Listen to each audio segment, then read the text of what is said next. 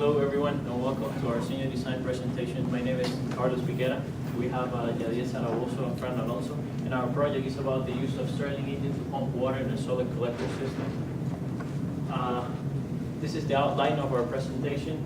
We're going to talk about the problem statement, the solution that we have to that problem, some designs and improvements of parts, as well as a simulation and some experimentation results and conclusions.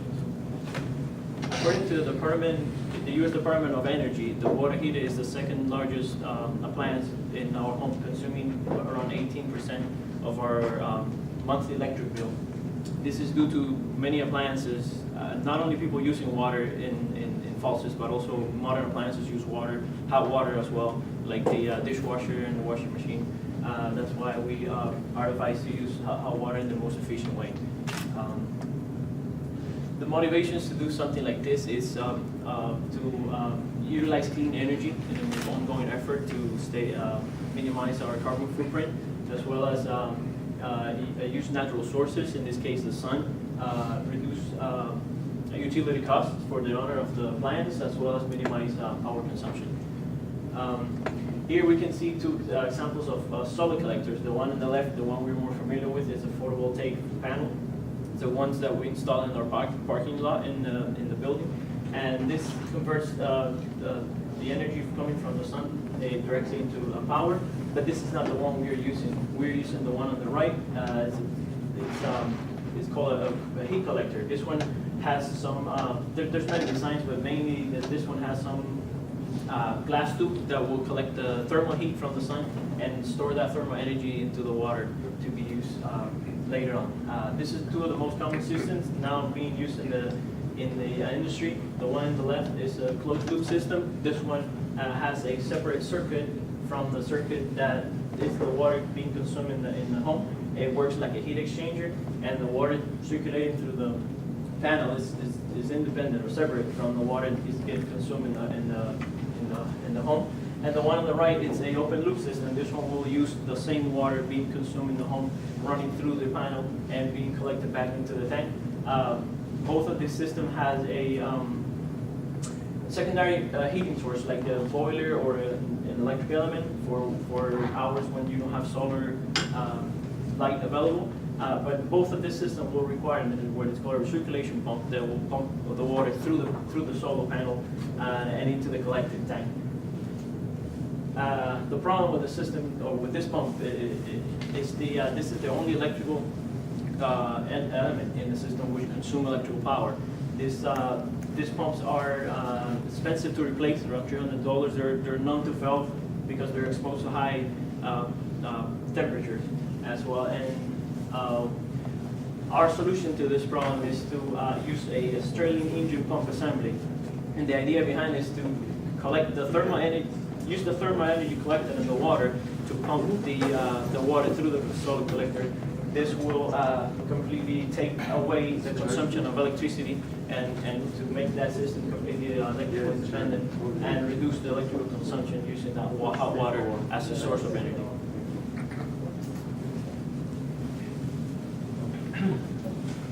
Global impact. This design has the potential to be used in any residential, commercial, manufacturing industry. Using the same thermal energy being collected as a power source can significantly reduce the amount of power to run the entire system. The sun provides us with the thermal energy to heat the water and also to power the components to create a circulation around the system and make that possible. For environmental considerations, we have some considerations to take care of. First of all, utilize renewable energy source, also contribute to preserve the ecosystem and minimize carbon footprint. Project goal. What is the goal in this project? Is to create a system that uses solar energy to minimize power consumption, using the solar collector, as Carlos mentioned before, and the design that we implemented, which is the Stirling engine pump assembly. Also, achieve sufficient reduction in power in order to make it cost effective. Gear assembly. The gear ratio we used was 2:1 in order to approach the best performance. The Stirling engine worked with 115 RPM, which is pretty low. And in order to reach the RPM required, we used that gear ratio, the ratio we talked about. Also, the material selected was PVC plastic based on the availability in market. The stress analysis. In order to make gear safety, the lowest bending stress was determined too. So using those parameters you guys can see on the table, we obtained that the safety factor for gear on 50T was 2.25, and the safety factor for gear on 24T was 1.7. All right, so when designing an impeller, it's important to have some considerations. There are the flow rate of the water, the speed, rotation, as well as the head change. There are three types of impeller. We have the open, semi-open, and enclosed. We ended up using the enclosed configuration. Along with the previous considerations, we also have some mathematical equations, such as the volumetric flow rate, the speed of rotation, the power of the shaft, as well as the torque. For the first alternative, we use the impeller that came with the pump. As expected, this impeller was not a good fit because it is designed to work at a high RPM. For the second alternative, we use the circular arm method for impeller optimization. We could obtain values in order to create the shapes of the blade, as you can see in the picture. This design worked a little better than the previous one, but still we didn't reach our goal. Therefore, our alternative number 3, we ended up using an enclosed design. This design, this type of impeller happens to work better at low RPM. And the simulation showed that we would reach our goals. We used 3D printing in order to create a prototype that allows us to make tests and compare them with the theoretical simulations. We also did an stress analysis, especially static study. We applied an angular velocity of 20.94 radians per second, and the results that we obtained were significantly low, so this type of impeller will not be affected either for displacement or stress. This is the final design, as you can see, composed by the Stirling engine, water pump, the tank, and the gear train. We have prepared a video for you guys, hope you enjoy.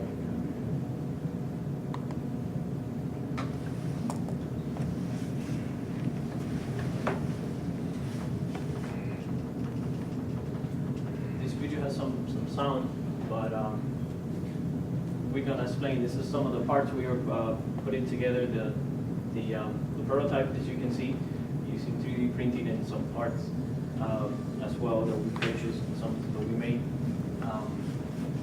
Here we're going to show you the test and the test setup. So we set it up using a stove. This will simulate the heat coming from the solar panel. So this is our setup. We have a storage tank where where we place the water initially, and we run that water into the inlet of the pump. We use that, then we run the water from the outlet of the pump into the tank. This tank will transfer the heat from the water into the bottom plate of the Stirling engine, and we'll make the Stirling engine work and circulate, create that mechanical motion that will power the pump. And then we run the line out of the tank, going into a like a picket that will calculate our flow, water flow. And we did this at different temperatures in order to check the performance at 100, 200, and 300 Fahrenheit.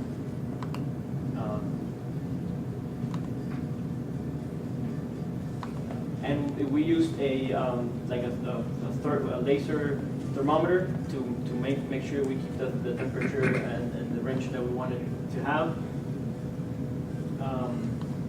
Here, this is when it was working, I think this is just at 200 RPM, and that's the Stirling engine working. Again, you get 150 RPMs, transfer 2-to-1 ratio going at 300 RPM into the pump. So this is the storage tank. We place cold water, and this is the motion of the Stirling engine. And we'll see we slow down the video a bit so you can see the parts rotating, and we run the line then to the spigot to collect the water. Yes. Well, we run these 3 times, as Carlos said. We use, Can you see if you can play that end of the video? no, doesn't work. Doesn't work? We use 100, 200, and 300 Fahrenheit. And as you can see, as the temperature increases, the RPM increases, and then the time to fill the same volume will decrease. There's a graph where you can see what we just explained. For a product like cost analysis, the cost analysis was made thanks to the cabinet flow that offered most of the material select for this project, and also the use of the 3D printer that helps us to reduce a lot the cost. We were able to use a proper material like the stainless steel for the impeller and other components, that cost will be more high compared to the one that we have. Okay. For the standard, we have some standards to take in mind. First of all, the Florida Plumbing Code standard, the technical specification for centrifugal pump, the American Gear Manufacturer Association, the impeller diameter for centrifugal fan, and impeller type missing equipment. As a conclusion, we want to touch on 4 points that we think are important. Technology-wise, this is a completely new way, and that has the potential to modify or change the way that solar collector systems are implemented, and we believe that has a lot of potential.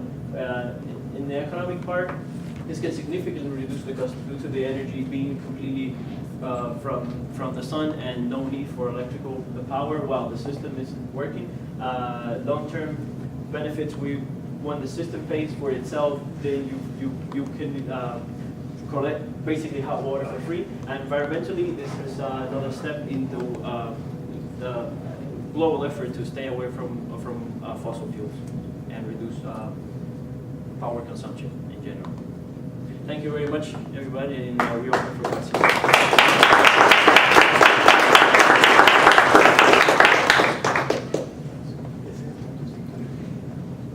Comments? Questions? So talk me through your construction. You purchased the Stirling pump? Yes, we purchased the Stirling pump. We use a cookie jar to simulate a tank. I welded it with plumbing solder and put the two copper. I have to cover 3/8 tubes in each end, and we purchased an electrical pump for, I think the application is for aquariums, and this pump came with an electrical motor attachment. So we detached the electrical motor and then made modifications to attach a gear in the end, and then to put it to the frame of the Stirling engine and attach the 2 gears to that frame. And then we dedicated most of their efforts to design a impeller, because the impeller that the pump originally comes from, it comes for over 1,000 RPMs, and we made efforts to design an impeller that will be a low RPM impeller, high flow, because the power coming from this Stirling engine, it's limited, especially because the Stirling engines, as you can purchase them right now, they're mainly made for educational purposes, and it's very limited the market for like any applications.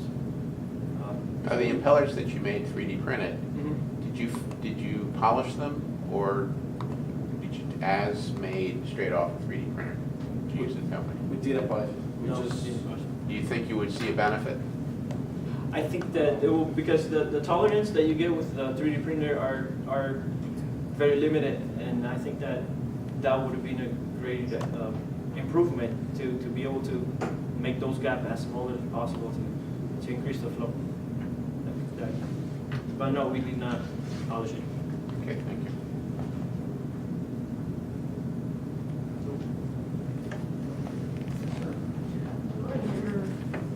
In your example, the experiment, you use your oven. But if you were using the oven, where would that heat exchange, that height of tubing, how would that connect to your? Yes, it would be like, you see this loop here coming from the outlet of the pump going straight to the tank. Right. That would go to the collector Okay, and then come back to the tank. That way you get the highest temperature going to the tank, and you can use the highest temperature to power the Stirling engine.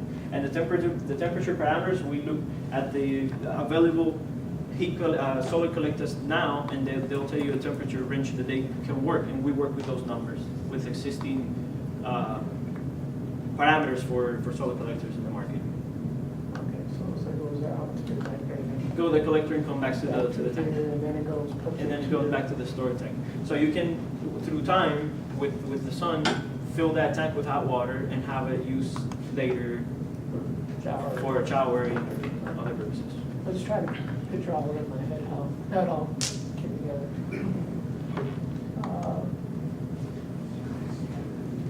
What do you think is the biggest challenge in this whole project?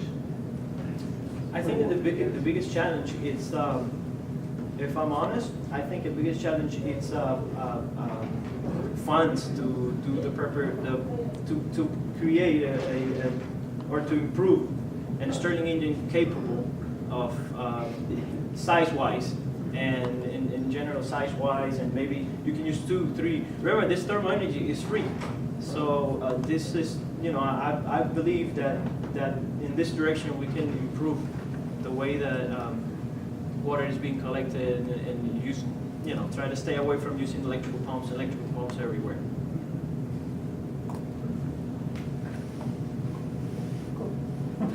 Thanks.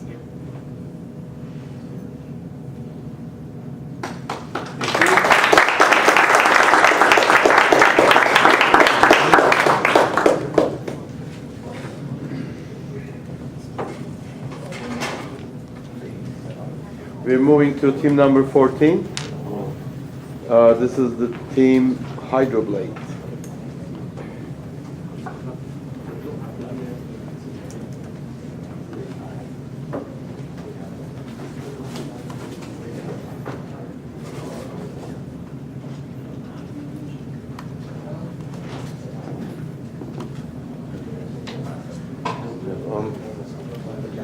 You don't have